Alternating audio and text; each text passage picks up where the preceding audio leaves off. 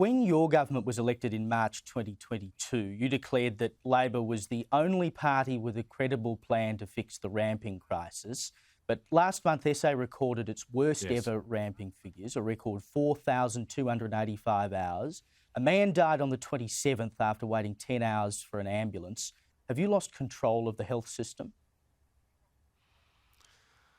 No, but I think the incident that occurred on the 27th of December is just a very powerful, in fact, it's a very tragic reminder about why ambulance response times matter, Caleb. When someone calls 000, they're doing it on behalf of a family member that might be in dire need or themselves. And people expect in a first world country that when you make that call, the ambulance rolls up on time.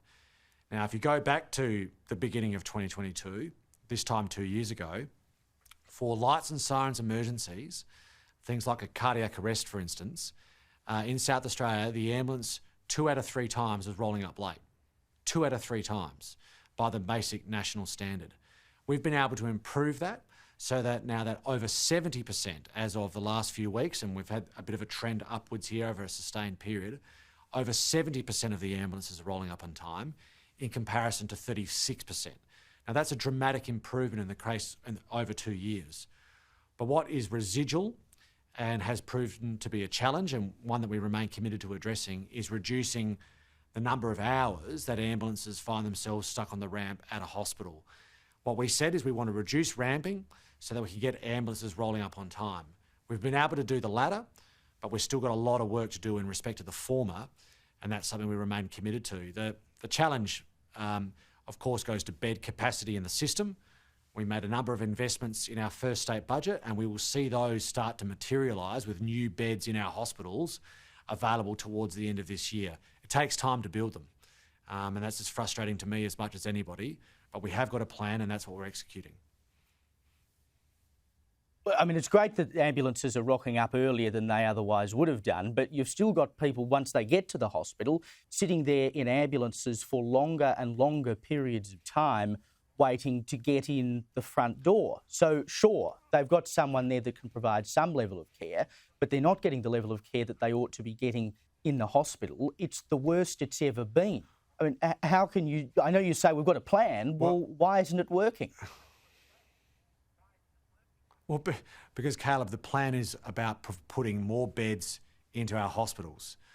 Now, you would well appreciate that if you make a decision in the 2022 state budget, which we did 8 weeks after being elected, to fund the construction of more capacity in our hospital system, you don't make the decision in June and July wake up and find out that miraculously overnight a new wing of a hospital has been built.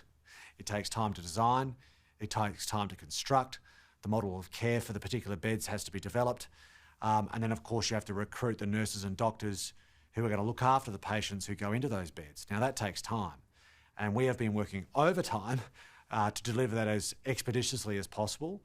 And so in the second half of this year, we start to see that come to fruition. We've got over 150 beds, new beds, coming into the system in the second half of the year, and then another 130 beds coming next calendar year. And for the benefit of your interstate viewers, that is a substantial increase in capacity in the South Australian hospital system, which we expect to make a difference. But it's also true we've got more ambulances out on the road today than what was the case 2 years ago, because we've been able to acquire those ambulances more expeditiously. We've been able to recruit ambos quicker than doctors. And that is making a material difference to the extent that we've actually got more ambulances on the road and more ambulances spending less time on the ramp. But for the ambos that do get stuck there, it tends to be for a period that is unacceptable to me and to the South Australian public, and that's what we continue to work on. Just very quickly, Premier, we've only got 30 seconds, but there are persistent rumours that you could be parachuted into federal politics at some point and even be a potential leader. Can you rule out ever making a tilt at federal politics? I can, Caleb. I'm wholeheartedly committed to this job.